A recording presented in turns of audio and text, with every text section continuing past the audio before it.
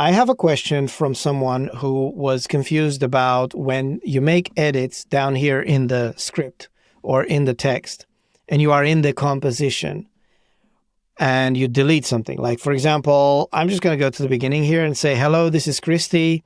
Welcome. Thank you for joining us. All of that sentence, right? You see it down there. It's selected. Let me just remove that gap in here. I'm going to use the select tool, of course. Remove that gap. So here we go. I'm just going to go ahead and delete the first 2 sentences or 3 from my podcast, right? Delete. Now, if you don't know that Descript has non-destructive editing, you'll be like, well, I deleted that content. I can't bring it back. That's wrong. First of all, you can bring it back because it's never gone. The sequence that I have here is still untouched. So if I drag the beginning, look at this. I'm going to the beginning of my file and dragging.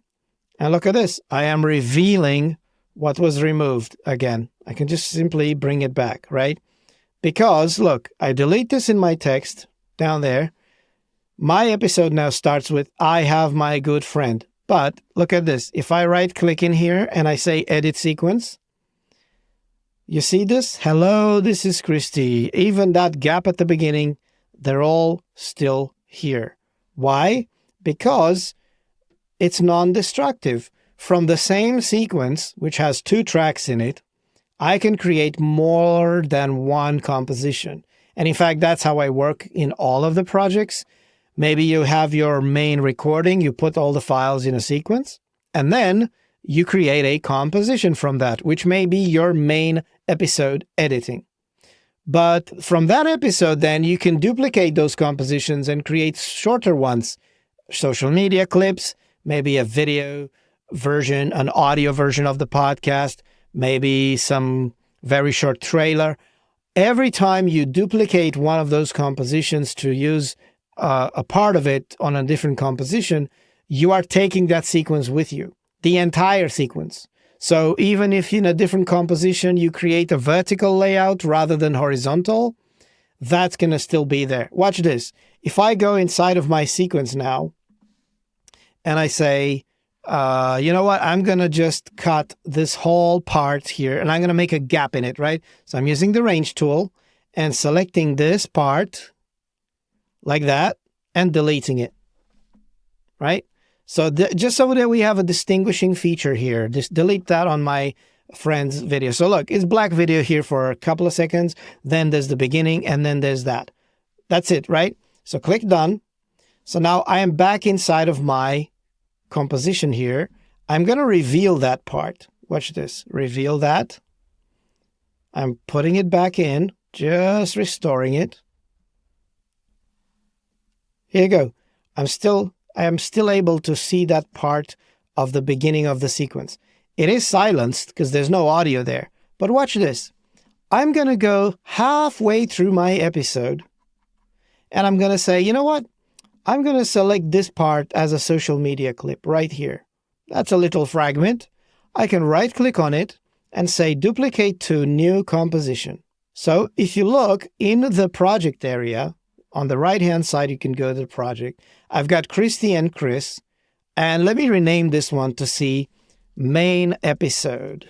And the second one that I duplicated right now, let's call it social media clip right there. 2 compositions in the same project. Descript allows you to do that. Watch this. I go inside the social media clip, and sure enough, all I have is just that paragraph that I copied, right? But watch this. In here, right-click, go inside the sequence, edit sequence. Look at this. The entire sequence is here, right? The whole 50 minutes. And let's go to the beginning. I'm going to scroll all the way to the beginning of this sequence. Watch this. See, there's that segment that we cut out. So we're basically creating many compositions off of the same sequence. Now, if I go ahead and say, you know what, I'm going to select my track and mute it, the green one, mute. The whole track is muted. You can still see it in here, but if you come outside of it, look at this. There is no more audio because it was just me talking. And if I go to the main episode, again, you only see the purple lines, only my guest. There is no more green. Why? Because again, both of these compositions are using the same sequence. So while I can make duplicates of that composition and edit them in different ways, if I edit the sequence that both of these compositions use, I am affecting all of them. So let's say that I'm going to change that one, the social media clip, and I'm going to make it vertical.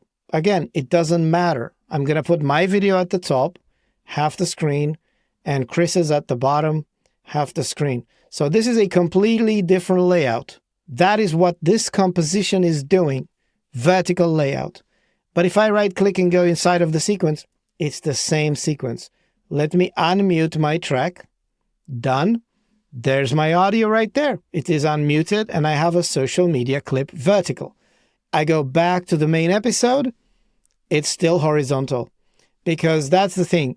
When you have a sequence, the two tracks or more inside of that sequence are exposed to any composition that you create from it individually as layers, right? So if you look down there, you can now see my green speech and Chris's purple speech. And if you look in the scene, you see both of them, Christy and Chris. You see it right there. These two layers, they are actually the tracks from within that sequence. That is how Descript organizes things. You've got your files. The files go into a sequence if you're editing multi-track, and then sequences get created into compositions. So it's a great structure, actually, although some people have trouble wrapping their head around it, but it's a great structure. It's quite flexible. It allows you to reuse the same material on different formats, different purposes, right? So this is really powerful.